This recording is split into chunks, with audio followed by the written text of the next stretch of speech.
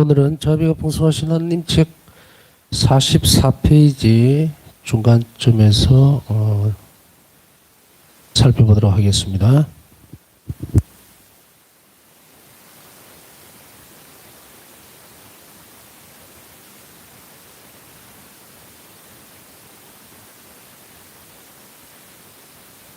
믿음으로 의탁하는 그리스도인들의 태도는 성 바오로가 희망, 소망이라고 일컫는 총체적인 태도이다. 믿음으로 의탁하는 그리스도인들의 태도. 그러니까 의탁이라고 하는 것은 믿음을 바탕으로 한 것이라고 앞서서 설명을 했습니다. 의탁하는 태도, 이 부분은 이제 의탁의 학교에서 배우셨죠? 그리고 이렇게 이제 공부를 하다 보면은 이제 자비가 풍성하신 하느님, 그녀는 평범한 삶을 비범하게 만들었다. 또 일기 혹은 파우사성의 영성 이런 책들을 보면은 계속 이 부분들이 이렇게 엮어져 있는 것을 볼 수가 있어요. 개념적으로는 약간 다르다는 말은 그 의미나 뭐 이런 것을 다르다는 그런 의미가 아니고요. 어떻게 첨언되느냐, 어떤 것이 더 보태져서 더 설명을 해 나가고 어떤 것이 더 이제 조금 줄어들어 있느냐, 뭐 이런 형태의 책마다 이런 차이는 있지만 그러나 근본적으로 보면 똑같은 것을 설명을 하고 있는 겁니다. 설명하고 있는데 이게 어떤 부분은 살펴보면은 자비가 풍성하신 하나님이 의탁의 학교에서 이제 드러나는 그 부분들을 한 대목을 좀 더 좀 디테일하게, 좀 더 세밀하게 이렇게 설명해 놓는 경우도 있고요. 또 어떤 경우에는 조금 이렇게 건너뛰는 간단하게 축약을 해서 놓고 건너가는 그런 모습도 볼 수 있지만 여하튼 지나간 시간에 의탁의 학교를 충실히 잘 따라오신 분들은 이제 기억을 좀 하시면 이 부분들을 이해하기가 좀 쉽습니다. 그래서 어떤 한 강의들을 제대로 몇 번씩 계속해서 들으셔야 돼요. 그래야만 이게 다음에 어떤 강의가 나올 때 저거는 어디서 들었는데 하고 빨리 이해가 돼요. 이런 부분들이 이렇게 연결이 되어지면서 좀 더 이제 조금씩 저변을 넓혀가게 됩니다. 그래서 의탁은 바로 의탁의 태도는 그리스도인들의 태도라 그랬죠. 신앙인들의 태도입니다. 근본적으로 요구되어지는 태도인데 그것은 뭐니 해도 믿음을 바탕으로 한 거예요. 그래서 믿음으로 의탁하는 그리스도인들의 태도는 바오로가 희망, 소망이라고 부르는 일컫는 총체적인 태도다. 이 말은 의탁의 태도가 소망, 바울에게 있어서는 이 부분들을 희망이고 소망이라고 얘기를 했어요. 그 밑에서 설명을 하게 됩니다. 이 소망이라고 하는 것은 뭡니까? 아버지 선함에 대한 거예요. 아버지 선성에 대한 그 희망이에요. 아버지의 선함에 의해서, 아버지가 선하신 분이니까 우리가 자비를 입을 수 있고 자비로 돌보아 주실 것이라고 하는 그런 확신들, 신념, 태도 이것들이 총체적으로 모여 있는 거거든요. 그래서 소망이라고 하는 것은 바로 바오로에게 있어서 이런 소망은 그리스도인들의 태도와 같아. 의탁의 태도다 이 말이에요. 이런 신학적인 측면에서 살펴보면 망덕이라고 부릅니다. 바오로 사도가 희망 또 소망이라고 부르셨던 이 부분들은 신학적으로 측면에서 보면, 신학적인 측면에서 보면 망덕이라고 부르는데 이게 신망의 삼덕 아시죠? 대신덕 중에서 망덕이에요. 이 희망이라고 하는 것이 분명하게 알아야 되죠. 우리가 어디에 대한 희망인가? 어디에 대한 소망인가?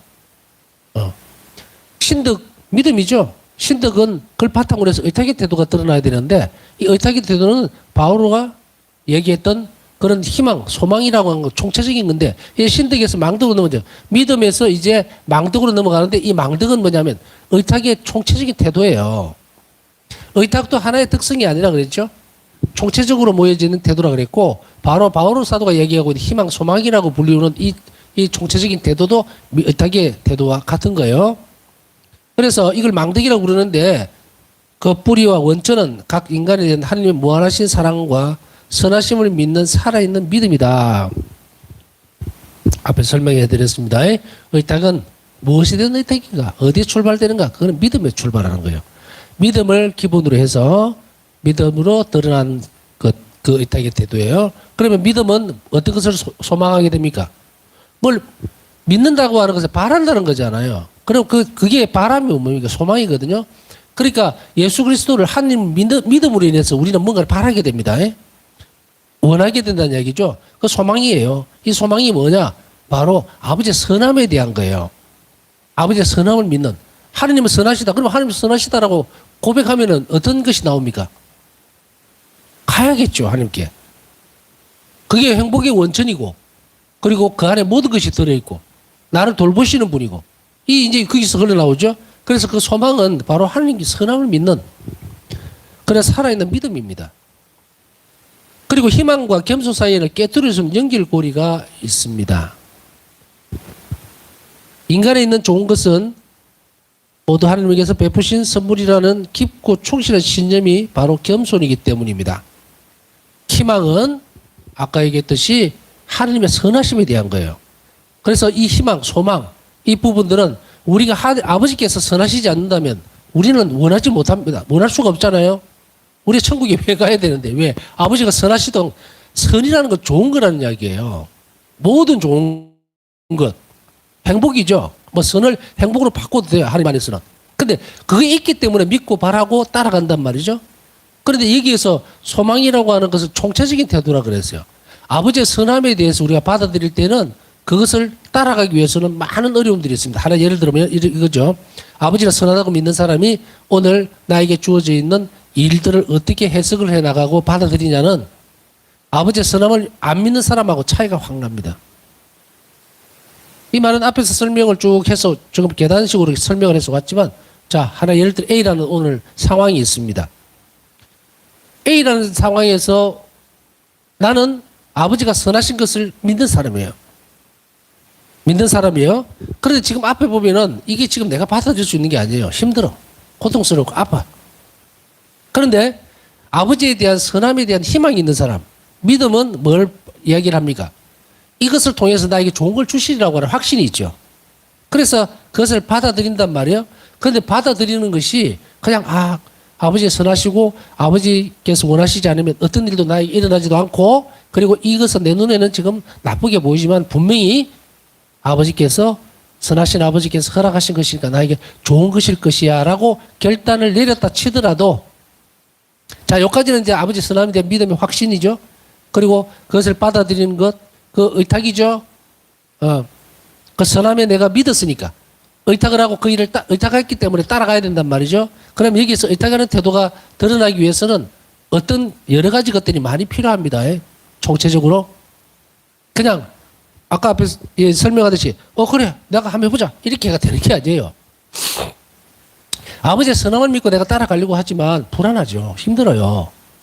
그리고 그것이 좀 더 단발적으로 탁탁 이렇게 깨지는 부분이라면 쉬울 수 있습니다. 근데 만일에요, A라고 하는 그 일이 시간이 많이 걸리는 일이면 어떡할 거예요? 쭉 늘어지는 일이라면.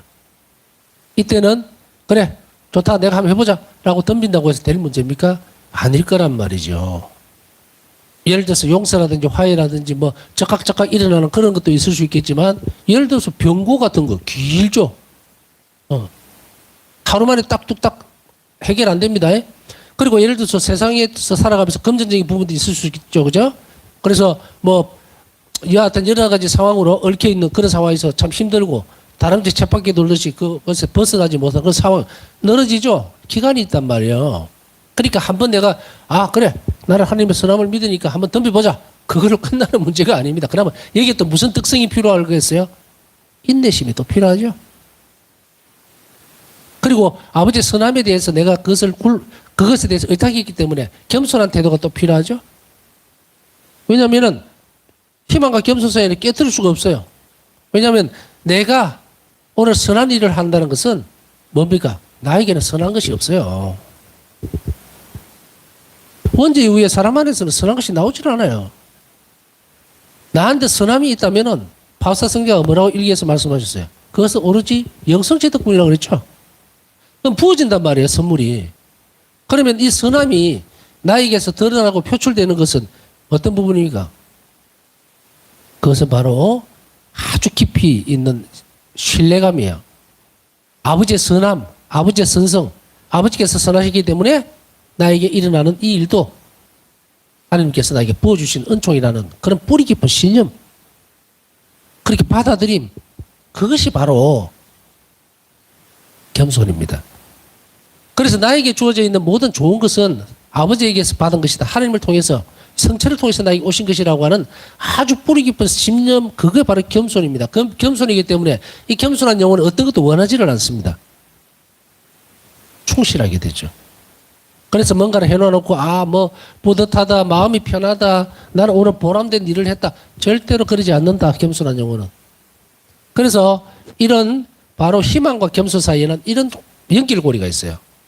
그래서 이것은 점진적으로 이제 희망 더 받죠. 그다음에 겸손 사이 겸손이 있다 그랬죠.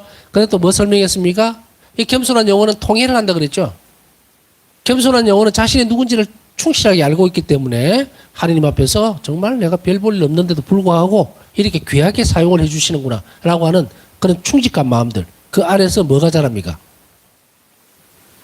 자신이 부족한 부분들이 드러나죠. 그럼에도 불구하고 용서해 주신 하나님을 또 보게 되죠. 그래서 통해가 일어난단 말이죠. 그래서 이 부분들을 앞에서 설명을 쭉 해드렸기 때문에 그것을 조금 더 다른 방향에서 편하게 이렇게 좀, 제가 볼 때는 자비가 풍성하신 하나님 여기에서는 좀 편하게 의탁의 학교보다는 조금 말랑말랑하다 해야 될까? 여하튼 그런 식으로 해석을 하고 있다는 것을 알 수가 있습니다. 같은 각도인데 그것을 다른 방식으로 약간 편하게 좀 설명해 주고 있는 것이 바로 자비가 풍성하신 하나님이 아닌가 하는 생각이 듭니다. 그래서 정리를 간단하게 하고 넘어간다면 의탁의 학교에서는 이렇게 배웠죠. 여러분들이 신망의 3덕, 이건 대신덕입니다. 그죠? 하나님을 향한 덕이에요. 이 덕 이외에 의탁의 덕은 뭐라고 그랬습니까? 총체적으로. 총체적으로 믿음, 그리고 그 안에 또 뭐가 있어요? 통해, 겸손. 그렇죠? 이런 특성들이 다 모여서 총체적으로 드러나는 태도가 바로 뭐다? 의탁하는 태도예요. 그것을 지금 설명해 주고 있거든요. 그래서 의탁과 더불어서 우리는 통해하는 태도를 가져야 한다. 바로 밑에 나오죠. 그래서 의탁하는 사람은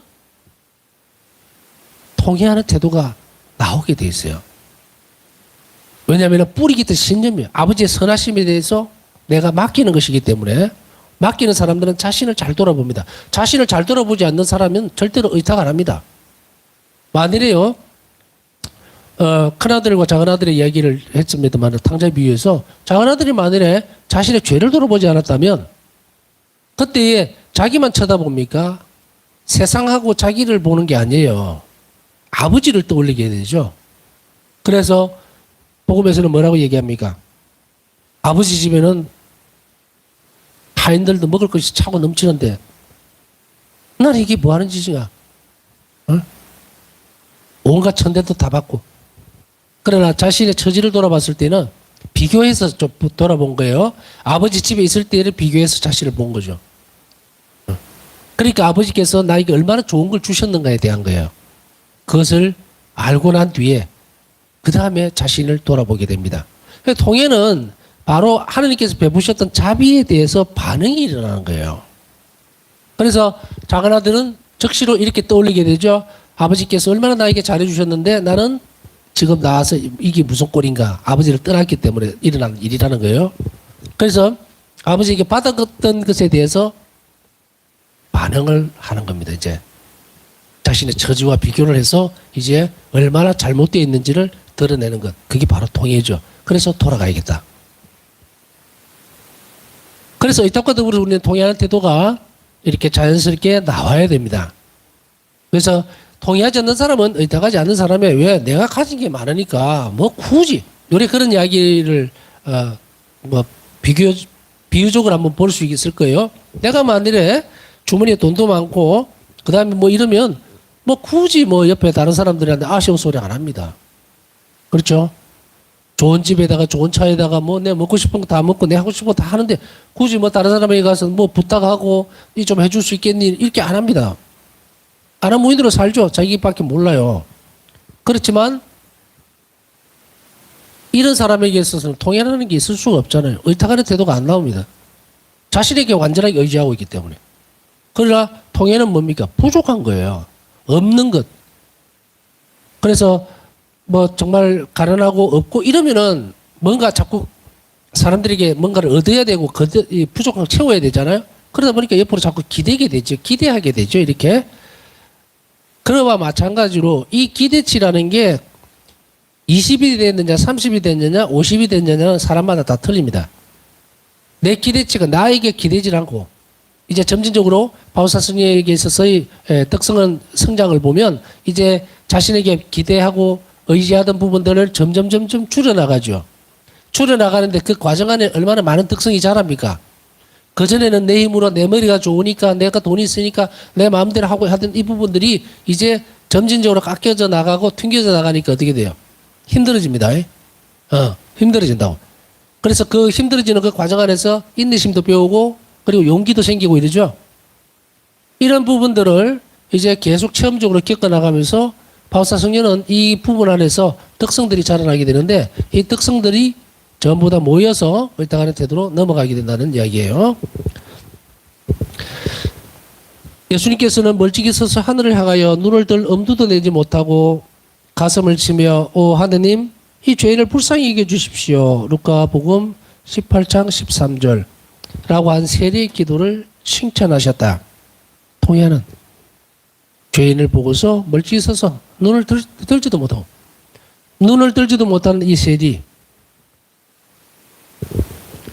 이 세례의 기도는 자신을 온전하게 하나님께 내어 맡기고 자신의 처지를 충분히 통해하는 기도였죠. 그래서 하늘을 제대로 쳐다보지도 못하면서 가슴을 치면서 통해하는 이 세례 기도와 또 반대되는 기도들도 있었죠. 바리사이파 사람들 뭐 기도들 보면은 뭐 하루에 몇 번씩 뭘 하고 막 여기에서 한 가지 전에 말씀드렸지만 왜 이렇게 바리사이파 사람들이 자기가 뭐 어떻게 하고 그 내세웠던 그 기도를 하느님이 받아들이지를 않으시는가? 그것은 자기 자랑이에요.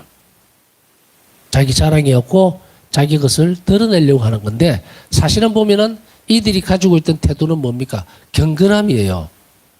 그죠? 경건한 태도였단 말이에요. 그런 부분들이 단식을 하든지 뭐 여하튼 기도를 하든지 하루에 몇 번씩 기도를 하든지 그거 다 좀 경건함이거든요. 거기에서 로지키 신문은 뭐라고 얘기를 합니까?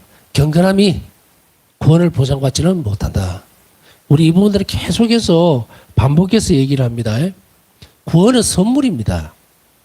우리는 자칫 잘못하면 자신의 경건함이라든지 기도 생활에 어떤 나는 이만큼이나 기도를 했으니까 평생을 했으니까 하느님이 이걸 보시고서 나를 구원해 줄 거다 천만에요. 구원은 선물이에요. 그냥 예수님 순환에서 흘러나오는 주어지는 선물입니다. 일방적인 거예요. 그럼 우리는 그럼 그 기간 동안에 뭘 해야 될 건가? 그거는 내가 경건해서 이렇게 살고 열심히 십자가 길 온갖 기도들을 다 바치고 또 미사 참배도 하고 주일도 안 빠지고 한 그것이 담보물로 돼서 예수님이 나를 구원해 주시는 게 아니에요. 제일 중요한 맥락은 내가 예수님 저는 당신께 의탁합니다라고 할 때에 이것을 보고 하나님이 왜 자비를 베풀어 주시는 줄 압니까? 그것은 당신이 주시는 사랑을 인간이 알아주기 때문이에요.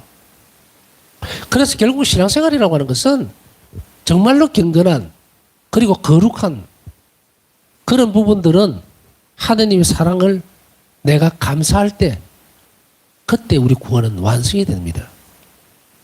이 성찬의 존례라든지 성찬의 전례 그 다음에 또 우리가 성시간 하는 것 성체조배하는 거 뭡니까? 하느님의 사랑에 대해서 자비에 대해서 감사드리는 거예요. 아버지가 원하시는 것은 인간에게 원하시는 것은 이 태도입니다. 이 태도예요. 내가 가지고 싶지만 그러나 나를 위해서 생명을 목숨을 내놓으셨던 하나님께 대해서 감사드리고 그걸 보고 찬미 드릴 때 모든 일들은 다 이루어집니다. 그래서 결국은 우리 신앙생활이라는 것은 우리의 공로라든지 아니면 거룩한 삶을 통해서 천국에 간다? 그건 아니다. 우리가 수도자들이 성인들이 보면 거룩한 수도자들의 삶에서 보면 성인들의 모습죠. 그 성인들 수도자들의 모습들이 들여다보세요. 그 거룩함이라고 하는 것은 딴 데 있습니다. 거룩함은 하느님을 닮았어요. 그래서 수도생활에 그 성인들 있죠. 수도자로서 성인 되신 분들이 많죠. 바오사 성인도 물론 마찬가지지만 그들 안에서의 거룩함은 누굴 닮았느냐? 예수님을 닮아있다고요. 그런데 우리는 거룩함도 모르면서 뭐 거룩한 이것이 거룩하지 않겠느냐 이거 어떻게 하냐 그런 건 아니고 물론 전부 다 그렇지는 않을 거예요. 거룩하게 살려고 하는 사람도 있습니다. 살려고 하는 사람도 있어요. 그러나 여기서 강조하고 싶어 하는 것은 모두가 다 거룩하지도 못하고 이런 것을 얘기하거나 꼬집으려고 하는 게 아니에요. 위험성을 가르쳐 주는 겁니다. 내 경건함이라든지 내 기도를 평생 나는 이만큼 했으니까 그걸 가지고 마지막 때에 예수님 앞에 가서 형적을 하려고 하는 그런 어리석고 잘못된 신앙생활을 지적하고 싶어 하는 거예요. 경건함으로 천국에 가지 못합니다. 거룩함만으로 천국에 가지 못합니다. 그러나 우리에게서 천국에 갈 수 있는 것은 뭡니까? 의탁하는 태도예요.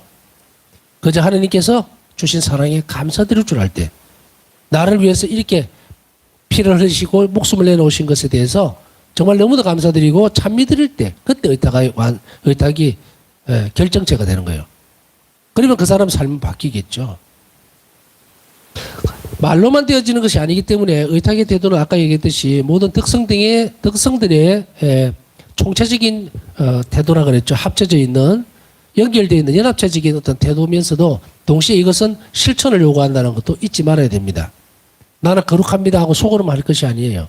그것은 반드시 밖으로 드러나야 되죠. 거룩한 전례를 통해서.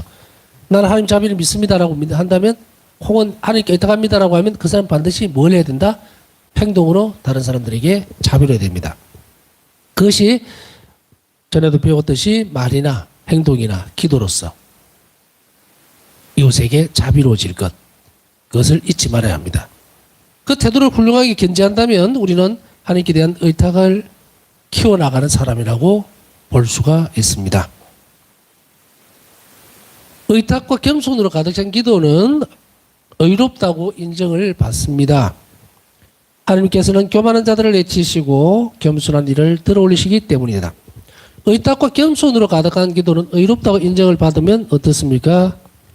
들어주신다는 이야기겠죠. 그래서 우리에게 있어서 이런 경우의 수가 있습니다. 뭐 있는 그대로 얘기하자면 누군가 기도를 많이 했어요. 근데 안 들어줘. 왜 그럴까? 이거는 쉽게 부딪힐 수 있는 신앙상의 문제이기도 합니다. 그래서 누군가에게 있어서는 정말 열심히 기도했습니다. 아침에 새벽에 일어나서 새벽 미사도 가고요. 열심히 기도했는데 왜 이렇게 형편이 안 풀립니까? 왜 이게 안 이루어지고 있을까요? 라고 하는 그 사람에게 대한 답이에요. 무엇이 부족했을까? 의탁과 겸손이 부족했다. 이 말이에요. 의탁과 겸손. 그런데 여기에서 한 가지 더 기도 생활에 있어서 하나님과 나와의 일치에서 가장 중요한 걸림돌이 되는 부분은 뭐냐면 가스티타스예요. 정결의 문제입니다.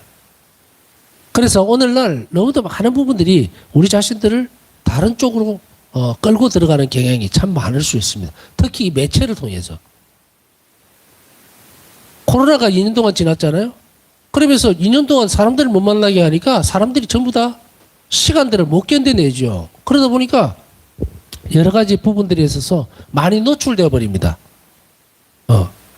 그래서 TV, 옛날에는 한정적이었어요. TV를 보거나 뭐 이러면은 우리나라 같은 경우는 도덕적으로 참 잘 돼 있는 국가 중에 하나예요. 어떻게 보나. 근데 TV로는 그것이 노출이 안 돼요. 그런데 이러면 인터넷이라는 이 참 괴물 같은 게 하나 나와서 정말 좋게 쓰면은 너무도 좋은 거지만 악용되면은 이거는 그냥 도매급으로 전부 악으로 다 쓸려 들어갈 수 있는 그런 부분들이 인터넷이기도 합니다. 그래서 교황님께서도 이 인터넷 매체, 방송 매체 뭐 이런 것들이죠. 그것을 보험적으로 잘 써달라고 그렇게 요청을 하셨죠. 우리도 마찬가지로 잘 써야 돼요. 그렇기 때문에 이런 유혹들이 있기 때문에 이런 부분들을 자꾸 걸러서 호기심 요렇게 넘어가고 요거 막 뒤지다 보면 어떤 데 보면 여러 가지 것들이 아마도 혼재되어 있을 거예요. 얼핏 지나가면서 살펴보다 보면은 무당이 굿하는 거 또 점치는 거 이런 거 다 막 난리가 안에 가. 근데 그것을 또 호기심 삼아서 꼭 눌러본다든지 하지 마세요. 그럴 바에는 차라리 인터넷 끊으세요. 완전히 끊으면 안 됩니다. 유튜브로 우리 방송 봐야 됩니다.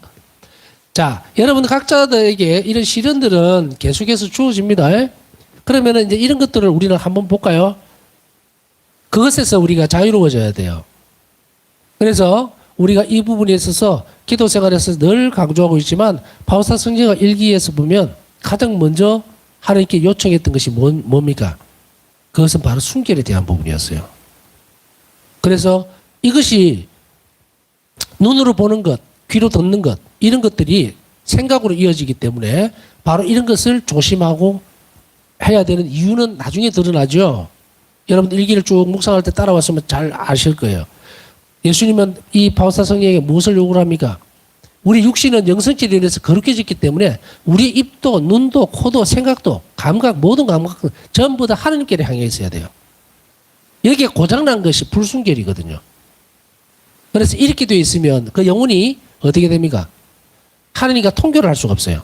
그래서 기도가 결론적으로 안 들어진다. 여기서 안 들어진다는 말은 다른 의미가 아니에요. 예수님께서 안 들으시는 것이 아니고 하나님이 안 들으셔서 못 주는 거예요. 들으셔도 못 주는 거예요. 그래서 바오사 성령은 가장 먼저 뭐라고 말씀하셨느냐면 이 대목이 굉장히 키포인트입니다. 어찌 보면 성모님을 통해서 그 은총을 받아냈어요. 그러고 나서 바오사 성령 일기에서 며칠 전에 읽었습니다. 일기에서 뭐라고 얘기를 합니까? 나는 이것이 하느님의 어머니신 이제 성모님께서 어머니께서 얻어주신 것이라는 것을 안다. 그리고 나서 이 순결에 대한 특성 이것을 선물로 받아냈어요. 은총으로 받아내고 난 뒤에 바오사 성령은 뭐라고 고백합니까?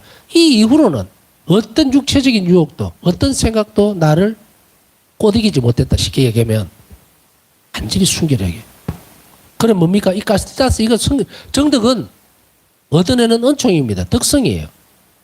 이것에 잘 매진을 하면 어떤 분들은 그냥 뭐 지금 우리 가운데는 어떤 아주 기도 생활도 잘하고 또 열심히 살다가도 또 사람이 또 여러 명 모이다 보면은 막 이상한 소리도 해갖고 이러잖아요. 별로 불결한 얘기들 이런 얘기들을 막 할 때 자기도 모르게 섞여 들어가고 농담으로 이렇게 하죠. 조심해야 돼요. 이런 거를 잘 찾아내야 돼요. 그래서 이렇게 되면은 이제 이 부분들이 움직이게 되면 하느님과 결합하기가 훨씬 더 수월해집니다. 이것은 반드시 필요한 관문이에요. 첫 번째 관문. 그래서 우리 영혼이 맑아지고 순수해지는 것은 바로 이것을 반드시 하느님께 얻어내야 되고요. 그 다음에 기도가 의롭다고 인정받는 것은 뭐라? 의탁하는 태도.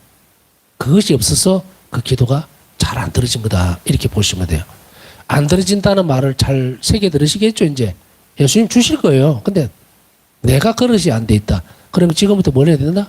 의탁과 겸손으로 기도하시면 다 이루어집니다.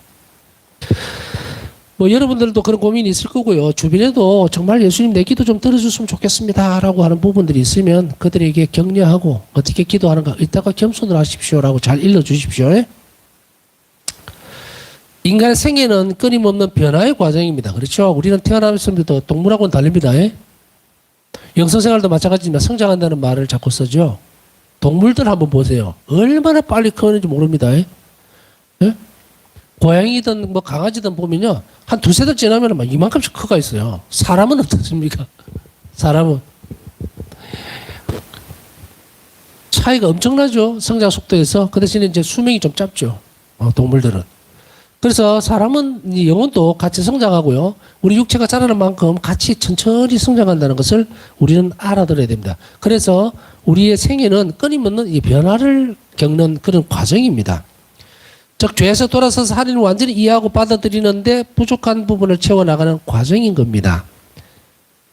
죄에서 돌아서서 우리의 생애라고 하는 것은 우리가 점점점 머리 크면서 하나님을 받아들이고 그 다음에 뭡니까? 죄에서 돌아서고 회개죠. 그리고 부족한 부분들을 채워나가는 과정이 바로 우리의 생애입니다. 그래서 우리는 이것을 한마디로 어떻게 표현할 수 있을까요? 죽을 때까지 우리는 끊임없이 하나님께 의탁하는 태도를 성장시켜 나가고 이웃에게 자비로운 태도를 성장시켜 나가서 완성되는 그 지점, 그게 바로 우리 죽음이에요. 우리 생애의 마지막이고 삶은 이렇게 되어져야 된다. 이게 삶의 의미입니다. 이 삶을 통째적으로 표현한다면 이렇게 해야 돼요. 그래서 우리의 삶은 가장 완전하고 행복한 삶은 하나님께 의탁하고 이웃에게 자비로운 사람이 되는 것, 그 삶을 선택하고 꾸준하게 죽을 때까지 살아내는 것. 그 사람은 이 땅에서도 행복하고 저 세상에서도 하나님 안에서 사랑받고 행복해질 수 있다. 이것이 어떻게 보면 결론입니다. 자, 여기에서 이 변화의 근본은 하나님을 닮는 것, 특히 그분의 거룩함과 자비를 닮는 것에 있습니다. 우리의 삶은 그래서 의탁하는 태도도 키워나가야 되고요. 자비로운 것도 키워나가야 된다는 거죠. 그렇기 때문에 하나님을 닮는 과정이에요. 끊임없이. 그래서 우리의 자비 시심에 있어서 가장 출발점은 뭐라 그랬습니까? 하나님 자비의 신비를 묵상하는 것. 그게 없으면 안 돼요. 그것이 없다면 우리는 뭐가 없다 그랬어요? 하나님 자비 신심에 대해서 출발을 할 수가 없어요. 그래서 이 부분들을 우리는 다시 한 번 더 돌이켜봐야 됩니다. 하느님의 비단에서 인간의 수많은 죄는 서서히 옅어진다. 영혼의 정화를 바라는 사람은 용서받기를 원한다. 이 변화는 하느님을 닮으면서 우리는 죄에서 벗어나게 되고 그리고 서서히 하느님으로 변하게 됩니다. 자비로우신 하나님께서는 마치 탕자의 아버지처럼 인간을 기쁘게 받아들이십니다. 그러면 우리도 이 기회를 잃지 말고 탕자처럼 말해야 한다. 일어나 아버지께 가서 이렇게 말씀드려야지. 아버지, 제가 하늘과 아버지께 죄를 지었습니다. 루카복음 15장 18절.